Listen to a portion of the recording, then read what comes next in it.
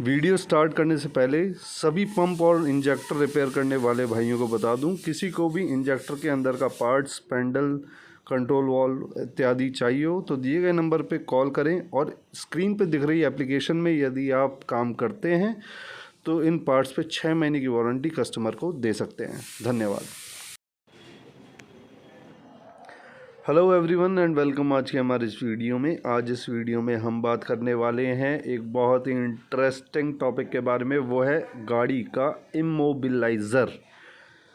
तो कोई भी चीज़ जब एक पॉइंट से दूसरे पॉइंट पे मूव करती है, पॉइंट ए से पॉइंट बी पे उसने अपना मोशन किया, चल करके यहाँ पे आई, तो हम कह रहे हैं कि ये चीज़ जो है मोबिलिटी में है, ये मोबिलाइज है, कि मतलब ये चल रही है। मोबिलिटी का मतलब होता है चलना, एक पर्टिकुलर रफ्तार से, स्पीड से आगे बढ़ना समय के साथ।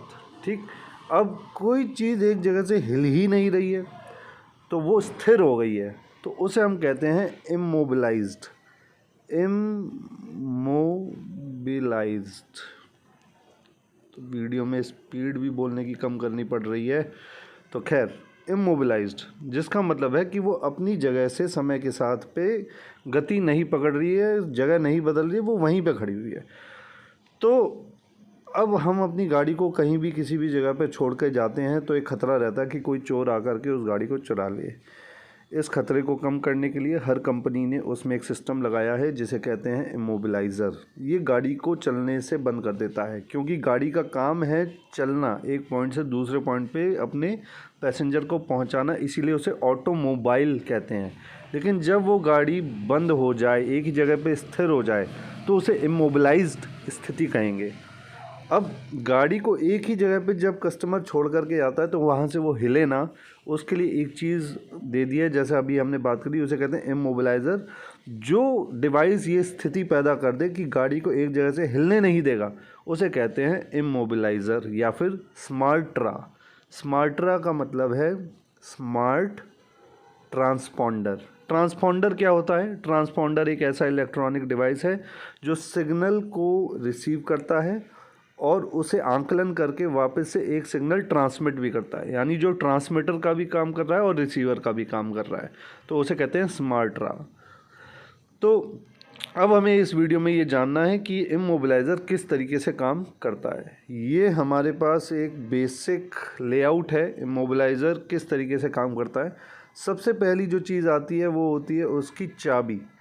ये चाबी कोई आम चाबी नहीं है, ये जो इतना बड़ा प्लास्टिक का पैनल है यहाँ पे, ये कोई खाली खोखा नहीं है, इसके अंदर एक छोटा सा चिप है, इलेक्ट्रॉनिक चिप है, और उसको पावर अप करने के लिए एक छोटा सा जो है सेल भी इसमें डलता है। आप लोग जो गाड़ी चलाते हैं उन्होंने ज़रूर एक्सपीरियंस किया होगा कि समय समय पर इस सेल को बदलना पड़ता है।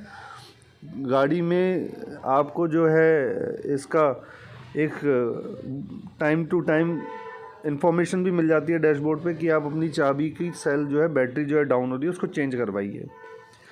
तो सबसे पहला पार्ट चाबी है। इस चाबी के अंदर जो चिप है वो हर चिप का एक अपना एक कोड होता है।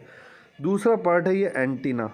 तीसरा पार्ट ये हमारा स्मार्टरा या इमोबिलाइज़र, और चौथा पार्ट है ECU। ठीक, तो अब प्रोसेस कैसे होता है कि ये चाबी जब हम इस एंटीना के अंदर लगाते हैं, चाबी जब हमने गाड़ी में लगाई तो ये चाबी और घुमाई, तो क्योंकि ये जो एंटीना है बेसिकली, इस एंटीना के अंदर कॉपर की बहुत सारी कॉइल है। ठीक, कॉपर की एक कॉइल है और इसके 2 तार निकले रहते हैं, और ये दोनों तार जैसा कि आप देख रहे हो ये स्मार्टरा में जा कर के लास्ट में स्मार्टरा के अंदर मिल जाते हैं, और थोड़ा सा जो करंट है वो इसमें फ़्लो हो रहा होता है हमेशा जब इग्निशन ऑन कर दिया जाता है।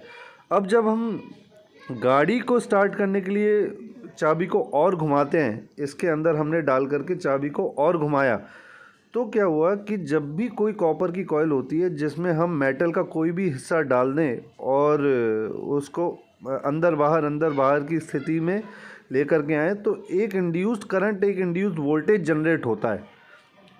ठीक, ये एक आपका जो है फिज़िक्स का लॉ है बेसिकली। यहाँ पे मैं उसके बारे में ज़्यादा बात नहीं करूँगा, बस इतना आपको बता देता हूँ कि जब भी कोई एक कॉपर की कॉइल होती है, कॉपर की एक कॉइल है पूरी, इसके अंदर कोई भी लोहे की चीज़ अगर मैं अंदर बाहर करूँगा और थोड़ा सा करंट यहाँ पे ऑलरेडी होगा तो एक इंड्यूस्ड ईएमएफ होता है जो ऑलरेडी बहने वाला करंट अगर इस डायरेक्शन में तो वो उल्टी दिशा में बहता है, इंड्यूस्ड करंट या इंड्यूस्ड वोल्टेज।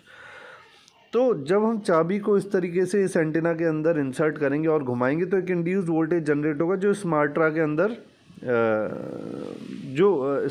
अंदर जाएगा। और जब स्मार्ट्रा के अंदर जाएगा तो क्योंकि एक स्मार्ट ट्रांसपॉन्डर है तो जितना भी करंट इंड्यूस होगा तो स्मार्ट्रा समझ जाएगा कि भैया चाबी अंदर लग चुकी है। और फिर इस स्मार्ट्रा का एक अपना कोड होता है, इस इमोबिलाइज़र का एक अपना कोड होता है जो यहाँ पे ECU में ऑलरेडी फीड होता है।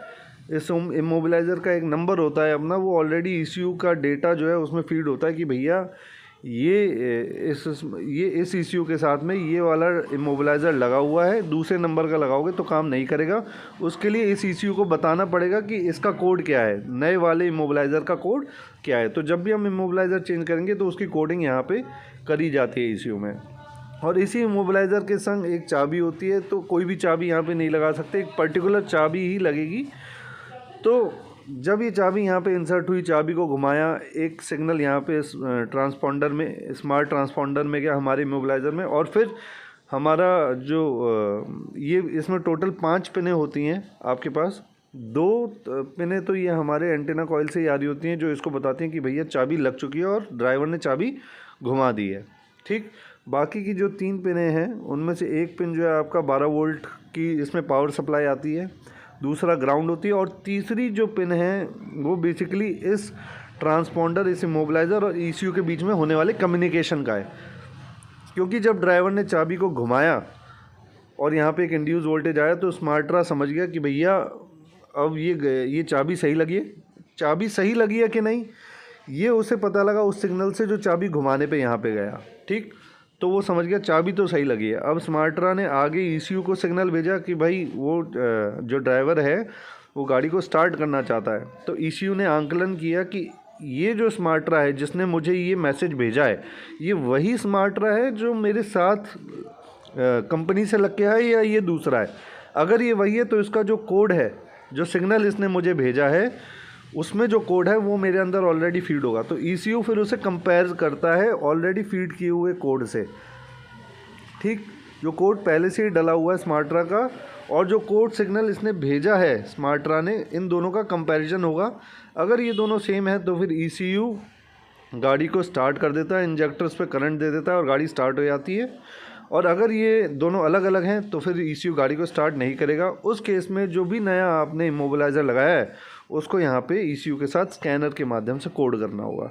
तो इस तरीके से इमोबिलाइज़र हमारा काम करता है, गाड़ी को चोरी होने से बचाता है। ये एंटी थेफ्ट सिस्टम है। कई बार बहुत ज़्यादा सेल्फ मारने पे महिंद्रा की गाड़ी जो है वो ऑटोमेटिकली लॉक हो जाती है, क्योंकि ECU को लगता है कि भाई अगर ये सही गाड़ी का मालिक होता तो ये सही चाबी लगाता और एक बार में गाड़ी जो है स्टार्ट हो जाती है। लेकिन किसी और कंडीशन के कारण अगर गाड़ी स्टार्ट नहीं हो रही है तो भी ECU जो है वो स्मार्ट मूव लेगा और गाड़ी के इमोबिलाइज़र को एक्टिवेट कर देगा और गाड़ी लॉक हो जाएगी, ताकि एक जो डर है एंटी थेफ्ट का, डर है थेफ्ट का कि गाड़ी चोरी हो जाएगी, वो ख़त्म कर देगा ECU। तो फिर बाद में वो गाड़ी कंपनी जाती है और वहाँ पे लॉक उसका खोला जाता है। तो आई होप आपको इस वीडियो के माध्यम से समझ में आया होगा कि इमोबिलाइज़र क्या है और कैसे काम करता है। मिलते हैं नेक्स्ट वीडियो में, तब तक के लिए धन्यवाद।